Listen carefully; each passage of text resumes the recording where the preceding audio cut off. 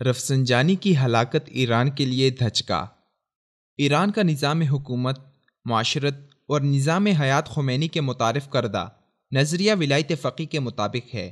Khomeini انقلاب کے بعد ایرانی عوام پر مسلط کردہ یہ نظام تاحال ایران میں نافذ العمل ہے۔ ایران میں مقتدر ملاؤں کی حکومت کی طوالت اسی نظام کے پروردے میں چھپی ہوئی ہے، جس کے ذریعے ایرانی شیعہ ملاؤں نے مذہب تشیع کو اپنے اقتدار کی راہداری اور اس کا محافظ بنا رکھا ہے۔ اہل تشیع کے لیے اس نظام کو واجب التعظیم اور تقلید بنا کر پیش کرنے کے بعد یہ ملا ایران کے سیاہ و سفید پر قابض ہو چکے ہیں۔ اس نظام کا بنیادی ڈھانچہ بنانے والے دماغوں میں سے ایک سابق ایرانی صدر علی اکبر رفسنجانی تھا۔ آن جہانی رفسنجانی خمینی کا انتہائی قریبی اور معتمد ساتھیوں میں سے ایک تھا۔ خمینی اور رفسنجانی اور دیگر قریبی رفقا نے انقلاب کے بعد اپنے اقتدار اور خود ساختہ نظام کو برقرار رکھنے کے لیے یہ نظریہ پیش کر کے پوری دنیا کے شیعوں کو اپنا گرویدہ بنانے کی کوشش کی۔ دور کے ڈھول سہانے کے مصداق ایران کی اندرونی صورتحال اور خمینی ازم کے حقیقی چہرے سے ناواقف چند سادہ لوح شیعوں نے اس نظام کو بطور نظریہ قبول کر لیا۔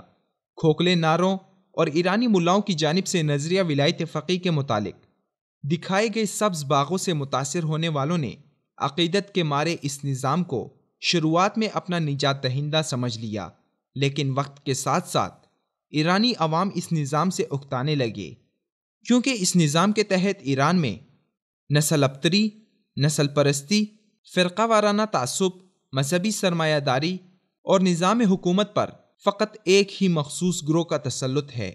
ایرانی نظام سے خائف طبقات کی نمائندگی کرنے والوں میں ایک نام ایران کی معروف سماجی شخصیت مریم رجوی کا ہے، جو ایران میں اپوزیشن کی نمائندہ اور ولایت فقیہ کے نظام کے خلاف سرگرم قومی مزاحمتی کونسل کی سربراہ ہیں۔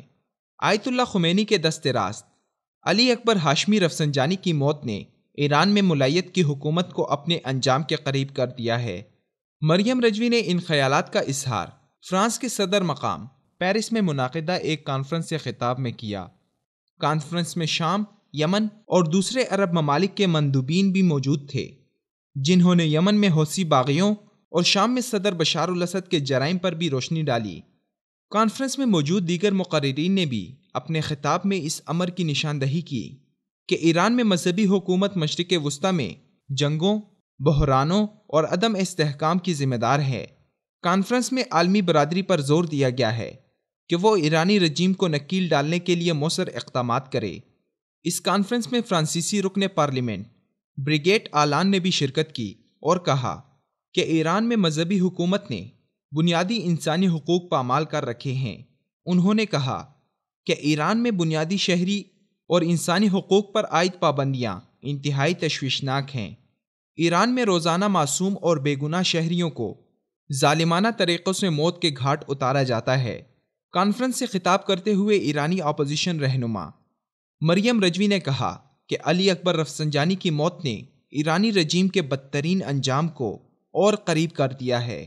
رجوی کا کہنا تھا کہ خمینی انقلاب کے بعد ڈیزائن کیے گئے خود ساختہ غیر انسانی نظریہ ولایت فقیہ کے ماسٹر مائنڈ رفسنجانی کی ہلاکت کے بعد یہ نظام اپنی موت آپ مرنے کے قریب ہے، کیونکہ ایران میں عوام پر مسلط کردہ یہ نظام صرف اور صرف خمینی اور اس کے حواریوں کو حکومت میں مستحکم اور مقتدر رکھنے کے لیے بنایا گیا، جس کے نتیجے میں عام ایرانی شہریوں کی حق تلفی ہوتی ہے۔